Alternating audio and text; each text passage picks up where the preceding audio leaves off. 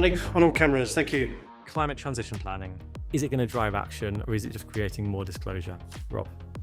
So I think it does depend on how you come into the process and the kind of what you're intending to achieve out of the process. If you come at it purely from a disclosure perspective, I think you will struggle to deliver value from it. If you come at it from thinking about how does it actually drive change in your business and how you can operationalise a plan, then it can absolutely add real value and will do so. And frankly, it's essential, it is needed. Every business is going to have to adapt to the crises and to transition over the course of the next decade. Lene, do you agree? I do agree. I think that the climate transition plans, they're not going to drive action in and of themselves, but they are a necessary foundation, right, to understand what are the risks, the opportunities facing the business. But indeed, it's short-sighted to approach it just as a disclosure exercise.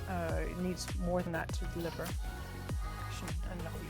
Give us some flavour of the experience that has shaped your perspectives on this. It's been quite some years that Maersk has been working on since first setting out a net zero target and going through to having validated SBTi targets.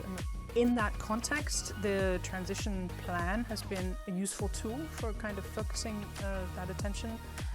But I think it's also clear that disclosure requirements in and of themselves are not enough, right, to push an individual company or a sector. There has to be a bigger basis or foundation, also ideally of incentives supporting transition. There's a distinction here between a climate transition plan, a document for disclosure, and climate transition planning process, the thinking, the work, the operationalisation of making it happen.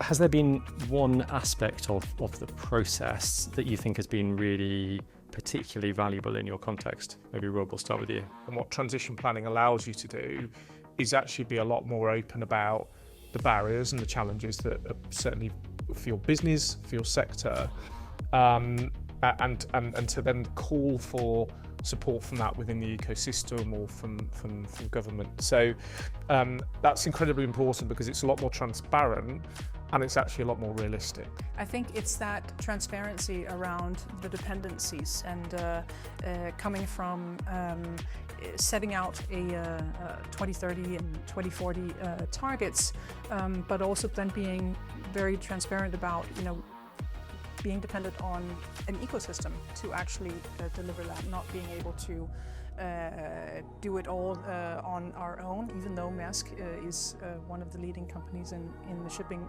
industry. It cannot do it on its own. Rob, Lene, thank you so much. That's been brilliant. Thank you.